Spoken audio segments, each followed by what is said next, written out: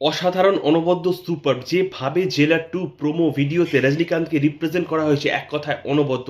শুধু এটুকুই বলবো, একটা চশমা দিয়ে কি করে একটা সুপারস্টারকে ইন্ট্রোডিউস করানো যায়, এটা সাউথ ইন্ডাস্ট্রি পারে।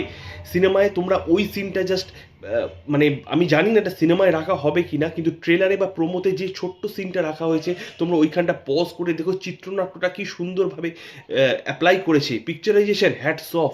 একটা চশমা খুলে রাখলো রজনীকান্ত, এবং বিপক্ষে যে ৩-৪টে কামান এগিয়ে আসছিল সেগুলোকে উড়িয়ে দিল জাস্ট মিসাইল দিয়ে, এবং রজনীকান্ত যখন ক্যামেরার দিকে ঘুরছে চশমাটা পরে, সেই জেলার সেই মারাত্মক লুক, তার সাথে সাথে অনিরুদ্ধের সেই বিখ্যাত বিজিএম অসাধারণ। জেলার 2 এর প্রোমো ইতিমধ্যে ইউটিউবে অ্যাভেলেবেল, তোমরা গিয়ে দেখে আসতে পারো।